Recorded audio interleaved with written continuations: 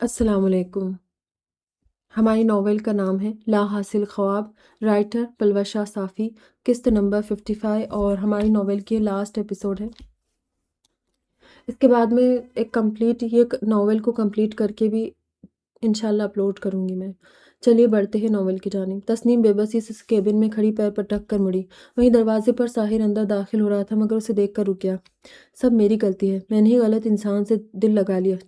مایوسی سے کوئی اس بات سے انجان کہ اس کے عقب میں کھڑا ساحر خان اس کی باتیں سن رہا تھا۔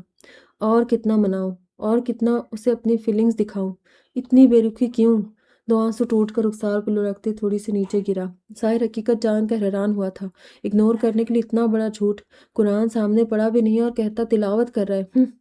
فورن سے رہ کر آیا ہے، مجھے پتا ہے وہاں کا رہن سہن۔ اتنا بھی کیا نیک بننا، وہ بہت دل گرفتہ تھی۔ اتنی بری لگتی ہوں تو صاف بتا دے، میں چلی جاؤں گی۔ اس نے زچ ہو کر سرد سانس خارج کی۔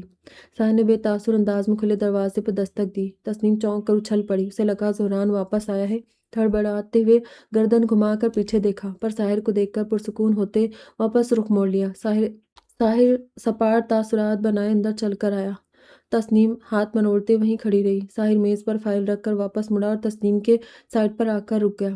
تسنیم کا رخ کھڑکی کی سمت تھا اور ساحر کا دروازے کی جانب۔ یوں دونوں ایک دوسرے کے مخالف سمت رخ کر کے کھڑے تھے۔ چند لمحے خاموشی کے بعد بالآخر ساحر کھنکارا، تسنیم بیوی، زہران بابا حافظ قرآن ہے۔ ساحر نے بنا اسے شرمندہ کی اپنائیت سے بتایا۔ تسنیم کے تنے ابرو پھیل گئے، سبز آنکھیں حیرت سے بڑی ہو گئی۔ اپنے تبصرے پر پشیمان ہوتے چہرہ سرخ ہو گیا، گلے میں گلٹی ابھر کر معدوم ہوئی۔ اسے تلاوت کرنے کے لیے قرآن کھولنے کی یا دیکھنے کی ضرورت نہیں ہوتی، قرآن اس کے دل میں بستا ہے، وہ جب چاہے اپنے دل میں جھانک کر اللہ کا کلام دہرا سکتا ہے۔ ساحر نے اپنی بات جاری رکھی۔ تسنیم نے لب بھینچ لیے، وہ امریکہ سے رہ کر ضرور آیا ہے مگر اس کا ایمان ہم سے زیادہ مضبوط ہے۔ ساحر کو اپنے دوست پر ناز ہوا۔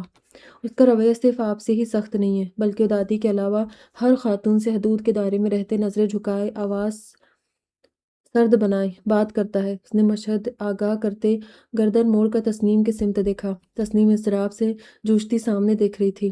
نہ وہ نیک بن رہا ہے اور نہ اسے اداکاری کرنا آتی ہے، اس کا کردار شیشے کے مانند شفاف ہے۔ ساحر نے واپس رخ سیدھا کیا۔ اسے یہ فرضی بناوٹ کبھی امپریس نہیں کرے گی۔ تسنیم بیوی سادہ انسان ہے، سادگی پسند کرتا ہے۔ ساحر نے جاتے تسنیم کو انڈائریکٹلی بہت بڑی تجویز دی۔ اپنی بات مکمل کر کے رکا نہیں۔ تسنیم معاف کھڑی رہی۔ ساحر کی باتیں کمرے میں گونج کر اس کی سماعتوں سے ٹکرانے لگی۔ جانے انجانے اس نے زہران کی شخصیت پر بہت بدگمانی کر لی تھی۔ اسے شدید افسوس نے گھیر لیا۔ آنکھیں پھر سے نم ہو گئی۔ مترنم سانس اندر کھینچ کر اس نے خود کو کمپوز کیا اور باہر قلب کی۔ اسے زہران کی تلاش تھی۔ کوریڈور سے سڑھیا اور پھر لابی میں دیکھا، لابی سے پلے گراؤنڈ میں دیکھا اور پھر ڈائننگ ہال کی سمت بھاگی۔ اسے زہران کہیں نہ ملا۔ دھڑکن برق رفتاری سے بھی تیز تھی۔ بھاگ بھاگ کر سانس پھول چکی تھی۔ کچن اور ڈاکٹرز روم میں جھانک کر بھی نہ ملا تو اس نے ایک ایک مریض کا کمرہ کھول کر دیکھنے کا ارادہ کیا۔ ایک کے بعد دوسرا اور تیسرے کمرے میں اس کی تلاش تھم گئی۔ زہران اس دماغی چیلنج بچے کے ساتھ کھڑا ملا۔ دروازے پر پرزور آواز کے ساتھ کھلتا محسوس کر کے زہران نے گردن گھما کر پیچھے دیکھا۔ تسنیم سرخ چہرہ اور بھیگی آنکھیں لیے تیز تیز سانس لیتی اسے دیکھ رہی تھی۔ زہران گھبرا گیا۔ Tasneem, are you okay? تیزی سے دروازے کے پاس آیا۔ تسنیم کی نظروں میں ندامت اور محبت کے ملے جلے تاثرات تھے۔ وہ آب و تاب نہ لاتے اس کے سینے سے لگ گئی۔ اس کے بغل کے نیچے سے اپنے بازو نکال کر اس کے کمر کے گرد ہلکا بنایا اور اس کے سینے پر سرک کر رو پڑی۔ زہران نے مٹھیاں سختی سے بھینچ لی اور آس پاس نظر دوڑا کر شکر ادا کیا کہ اس وقت وہاں کوئی اور نہ تھا۔ اس نے ہمت کر کے اپنے ہاتھ اٹھائے اور اسے کندھوں سے تھام کر خود سے الگ کیا۔ تسنیم، کیا ہوا؟ آپ رو کیوں رہی ہیں؟ زہران نے اسے الگ کیا اور خود دور ہوتے پوچھا، آئی ایم سوری، میں نے آپ سے بہت برا برتاؤ کیا۔ پچھلے 2 ہفتے میں نے پتہ نہیں کیا کچھ سوچا تھا۔ روتے سر جھکائے بولی، مجھے نہیں پتا تھا کہ آپ… اس نے جملہ ادھورا چھوڑا۔ مجھے لگا آپ مجھ سے دور بھاگ رہے۔ اس نے بھیگی پلکیں اٹھا کر اسے دیکھا۔ پرسکون کھڑا، ہلکی مسکان سجائے اسے دیکھ رہا تھا۔ لانگ ڈرائیو پر چلو گی؟ اس نے بات بدل دی۔ تسنیم نے پہلے حیرانگی سے دیکھا۔ زہران اسے لانگ ڈرائیو پر چلنے کا کہہ رہا تھا۔ یہ واقعی حیران کن بات تھی۔ خود کو کمپوز کرتے اس نے سر کو خم دیا۔ آپ نے مجھے پہلے کیوں نہیں بتایا؟ اس کی کار میں فرنٹ سیٹ پر بیٹھی ونڈو اسکرین کے باہر دیکھ رہی تھی۔ خضدار کے کچے پکے مکان اور چھوٹی چھوٹی دکانیں اسے محظوظ کر رہی تھی۔ مجھے اپنا آپ زیادہ شائع کرنا نہیں پسند۔ دنیا کو جتنا جاننے کی ضرورت ہے اتنا بتا چکا ہوں۔ اس کے آگے میرا اور میرے خالق کا معاملہ ہے۔ اس نے اسٹرینگ گھماتے ہوئے جواب دیا، اتنے پرسکون کیسے رہ لیتے ہو؟ کبھی غصہ نہیں آتا؟ وہ ایک کے بعد دوسرا سوال کرنے لگی۔ آتا ہے، برائی اور ناانصافی پر بہت غصہ آتا ہے۔ اگر میرے بس میں ہو تو ان میں روکنے کی کوشش کرتا ہوں، ورنہ دل میں برا جان کر ہٹ جاتا ہوں۔ اس کا لہجہ اب بھی ٹھہراؤ بھرا رہا۔ نظریں ہائی وے پر جمی رہی۔ شہری علاقے سے نکل کر ان کی گاڑی ہائی وے پر آ گئی تھی، جس کے دائیں اور بائیں طرف کھیت اور ٹیوب ویل بنے تھے۔ اتنا سب ہونے کے باوجود بھی اتنا پازیٹیو رہنے کی ہمت کہاں سے آتی ہے؟ وہ سڑک پر سے نظریں ہٹا کر زہران کو دیکھنے لگی۔ جب انسان اپنا مائنڈ سیٹ اللہ کے حکم کے مطابق سیٹ کرتا ہے کہ جو کچھ بھی اس کے ساتھ ہو رہا ہے وہ اللہ کے حکم سے ہے، تو پھر اس کا دل پرسکون ہو جاتا ہے۔ اس کے دل سے مایوسی اور غصہ نکل جاتا ہے، وہ امن میں ہو جاتا ہے۔ یہ سوچ کر کے جہاں تک کوشش کر سکتا اس نے کوشش کی۔ اب جو نتیجہ نکلنا ہے وہ اللہ کا فضل ہے۔ وہ ہمارا خالق ہے، اور خالق سے بہتر کون جان سکتا ہے کہ اس کی مخلوق کے لیے کیا ضروری ہے۔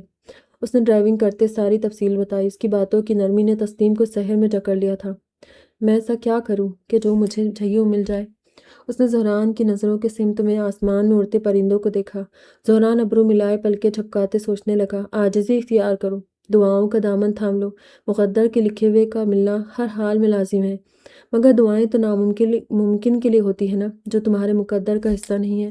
کیا پتہ اللہ نے اس حصے کو خالی اس لیے رکھا ہو کہ انسان اسے دعاؤں سے بھر دے۔ اللہ انسان کو صبر سے گزار کر امتحان لیتا ہے، تو دعائیں انسان کا نصیب بدل دیتی ہے۔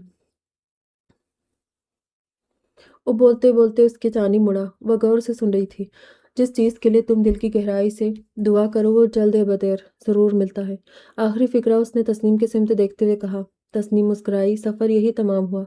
ظہر کا وقت ہونے والا تھا، اس لیے زہران نے گاڑی موڑ لی۔ اس کی باتوں سے تسنیم کا دل موم ہو گیا۔ رمضان کی رات ہر مسلمان اپنے اپنے فعل میں مصروف تھا۔ تسنیم نے رات کے آخری پہر اٹھ کر 27 رمضان کی رات ہر مسلمان اپنے اپنے فعل میں مصروف تھا۔ تسنیم نے رات کے آخری پہر اٹھ کر وضو کیا، قبلہ رخ ہو کر جائے نماز بچھائی، سر پر چادر کس کر اوڑھا، اللہ اکبر کہتے نیت میں ہاتھ اٹھائے تہجد کی نماز میں کھڑی ہو گئی۔ 7 سال کی عمر کے بعد بچے بچی پر نماز فرض ہو جاتی ہے۔ والدین کو انہیں اسلام کے اسباق عمل میں لانے کی تلقین کرنی چاہیے، اور 10 سال تک تو باقاعدہ اسے عبادات پر لانے کے لیے سختی ہونی چاہیے۔ تسنیم نے 7 سال کی عمر سے لے کر اب تک کتنی نمازیں پڑھی ہوں گی، کتنی مرتبہ قرآن کھولا ہوگا، اسے یاد نہیں تھا، مگر آج اس بابرکت رات میں اس کے قدم از خود تہجد کے لیے اٹھے تھے۔ رمضان کی پہلی رات کوئٹہ آنے سے قبل زہران نے اسے کہا تھا وہ دعاؤں کا دامن تھام لے، اور شروعات اس نے رمضان کی 27ویں شب تہجد کی نماز میں اٹھ کر ہاتھ اٹھا کر کی۔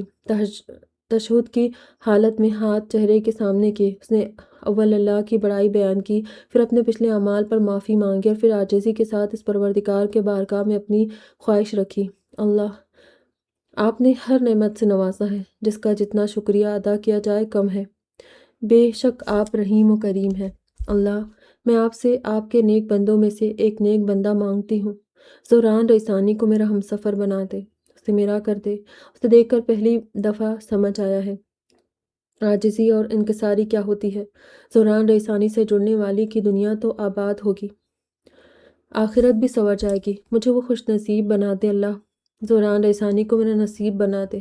ہاتھ پھیلائے مترنم لہجے میں وہ خالق کائنات سے دعائیں مانگنے لگی۔ اس لمحے اس کے دل میں اتنی صدق آ گئی تھی کہ وہ خود بھی حیران رہ گئی۔ اس روز کے بعد اس نے نمازوں کی پابندی میں کسر نہ آنے دی، اور نہ پھر سے دوپٹہ سر سے اترا، خاص کر کسی نامحرم کے سامنے تو بالکل نہیں۔ عید کے چوتھے دن وہ خضدار لوٹ آئی۔ زہران ٹریک پینٹ اور ٹی شرٹ ملبوس مالی کے ساتھ مل کر باغیچے کو سنوارنے میں مدد کر رہا تھا جب تسنیم پورچ میں کار سے اتری۔ سادہ اور کھلے کپڑے، چہرے کے گرد لپٹا ہوا اسکارف، بنا میک اپ کے صاف جلد، قدموں کی چاپ نہ چھوڑنے والے جوتے، نیز اس نے عاجزی کا ہر اسٹیپ اپنایا تھا۔ زہران کو اپنی جانب متوجہ پا کر وہ اس کے روبرو آئی، مگر فاصلہ برقرار رکھا۔ السلام علیکم زہران، عید مبارک، اس نے شفیق انداز مخاطب کیا۔ وعلیکم السلام، خیر مبارک۔ زہران نے سر کو خم دیا۔ اسے تسنیم کی یہ تبدیلی پر یقین نہیں آ رہا تھا، مگر دل ہی دل میں اسے خوشی ہوئی تھی۔ عید الفطر کی خوشیاں شریک کر کے وہ حویلی کے اندر داخل ہوئی، اور بقیہ فیملی سے عید ملی۔ ماشاءاللہ ماشاءاللہ، بہت اچھی لگ رہی ہو۔ دادا صاحب نے اس کے سر پر ہاتھ رکھ کر لاڈ کیا۔ زہران تب تک اندر آ گیا تھا۔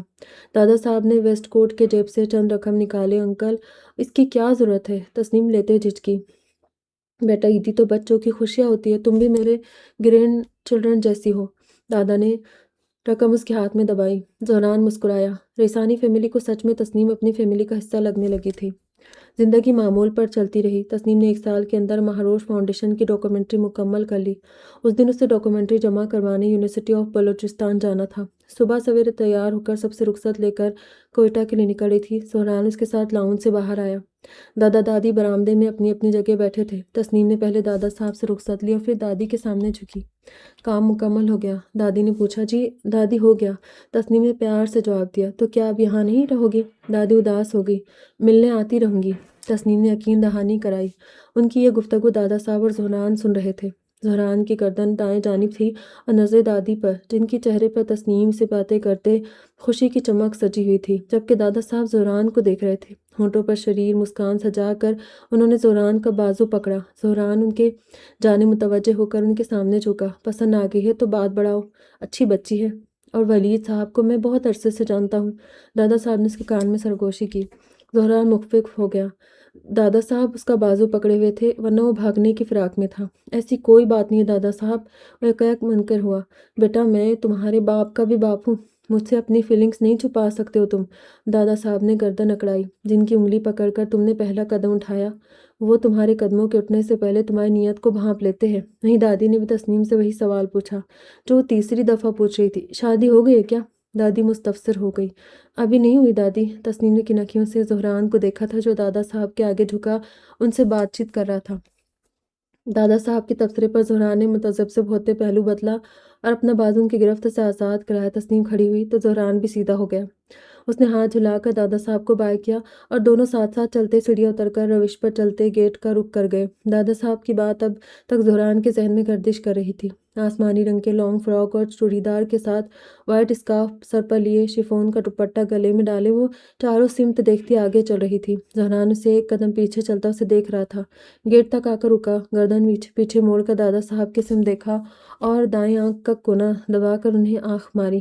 مسکان دبائے سیدھا ہوا اور تسنیم کے پیچھے گیٹ کے باہر نکل گیا۔ دادا صاحب اس کا اشارہ سمجھ کر کھل کر مسکرا اٹھے تھے۔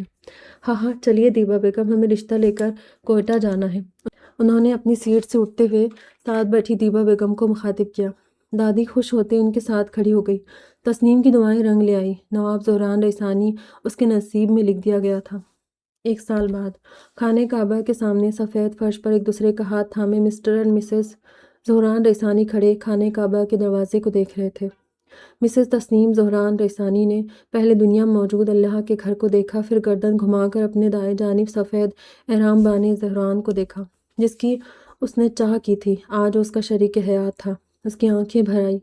کن لفظوں میں وہ اللہ کا شکر ادا کرے، اسے سمجھ ہی نہ آیا۔ وہیں زہران نے بائیں ہاتھ میں اپنی نئی نویلی دلہن کا مہندی بھرا ہاتھ تھام رکھا تھا اور دایاں ہاتھ سینے پر دل کے مقام پر رکھے اذکار مسنونہ مکمل کیے۔ پرسکون سانس لے کر اس نے پہلے گردن بائیں جانب کر کے تسنیم کو دیکھا۔ وہ سفید حجاب پہنے مترنم نظروں سے اسی کو دیکھ رہی تھی۔ براؤن آنکھیں سبز آنکھوں سے ملی۔ اب زہران کو نظر چرانے یا جھکانے کی ضرورت نہیں تھی، اس کی نگاہ میں تھی اور وہ دل کھول کر اس کے جانب دیکھ سکتا تھا۔ اس کی نظریں خود پر پا کر زہران مسکرایا۔ آخر بیوی کے جانب مسکرا کر دیکھنا بھی تو سنت کا حصہ ہے۔ تسنیم پر سے نظریں ہٹاتے اس نے گردن پوری پیچھے گھمائی۔ نواب شاہ ریسانی اور دیبا بیگم ان سے قدرے پیچھے بڑے ہال میں چیئرز پر بیٹھے اپنی عبادات مصروف نظر آئے۔ شادی کے تحفے کے طور پر تسنیم نے اس کے اور دادا دادی کے ساتھ عمرہ کرنے کی خواہش کی تھی، اور 15 ہی دنوں میں زہران ویزوں کا بندوبست کر کے ان کے ہمراہ خانہ کعبہ کے سامنے موجود تھا۔ دادا دادی کی وہ دیکھ کر زہران کو بے حد خوشی ہوئی۔ دادا دادی کے ساتھ اللہ کے گھر کی جو زیارت نصیب ہوئی تھی، اب وہ گردن واپس گھما رہا تھا کہ ٹھٹک کر رک گیا۔ دادا دادی کے عقب میں اسے ایک جھلک دکھائی دی تھی۔ سفید لباس موجود 2 وجود، روشن اور شفاف، چمکتے 2 چہرے اسے مسکرا کر دیکھ رہے تھے، مہابیر اور زمروش کے چہرے۔ زہران ساکت ہو گیا، پلک تک نہ جھپکا سکا۔ بچپن سے جوانی تک نہ جانے اس نے کتنی مرتبہ ماں باپ کو دیکھنے کی خواہش کی تھی، لیکن اسے کبھی ان کی جھلک خواب میں بھی نظر نہیں آئی، اور آج اتنی پاک جگہ پر اسے اس کے خوش بخت والدین کی جھلک دکھائی گئی تھی۔ ایک پل کے لیے اسے یوں لگا مہابیر اور زمروش وہیں موجود ہوں۔ ماں باپ کو خوش اور سرفراز دیکھ کر زہران کی آنکھیں بھر آئیں۔ آنکھوں کی نمی نے سامنے کا منظر خیرہ کر دیا۔ اس نے تیزی سے دائیں ہاتھ کی پشت سے آنکھیں رگڑی۔ آنسو پونچھ لینے کے بعد پھر سے سامنے دیکھا، مگر مگر اب وہاں کوئی نہ تھا۔ مہابیر اور زمروش اس کی نگاہوں سے محو ہو چکے تھے۔ زہران کیا ہوا؟ شوہر کی آنکھوں میں آنسو اور چہرے پر بے چینی دیکھ کر تسنیم پریشان ہوئی۔ زہران سیدھا ہوا، مترنم سانس اندر کھینچ کر سر کو نفی میں جنبش دیا۔ اس وقت وہ خاموش رہنا چاہتا تھا، دل کے جذبات صرف اللہ ہی دیکھ سکتا تھا۔ تسنیم نے اس کے جواب کی قدر کرتے واپس رخ سیدھا کیا اور اس کے کندھے پر سر ٹکا دیا۔ یہ اس کا زہران کو تسلی دینے کا اپنا انداز تھا۔ زہران لبوں پر مسکان سجائے بھیگی آنکھوں سے خانہ کعبہ کو دیکھنے لگا، جو حقیقت تھا جس کا محو ہونا ممکن نہیں تھا۔ دل سے اللہ کی تعریف از خود نکل رہی تھی۔ بے شک وہ بہترین کارساز ہے۔ بعض اوقات خاموشی میں سب سے بامعنی اور خوبصورت گفتگو ہوتی ہے۔ جب لوگ ایک دوسرے کی خاموشی سمجھنے لگ جائے پھر انہیں کبھی وضاحتوں کی ضرورت نہیں ہوتی۔ زہران اور تسنیم بہت کم عرصے میں اس مقام تک پہنچ چکے تھے۔ The end. آخری ایپیسوڈ نے دل کو بھاری کر دیا۔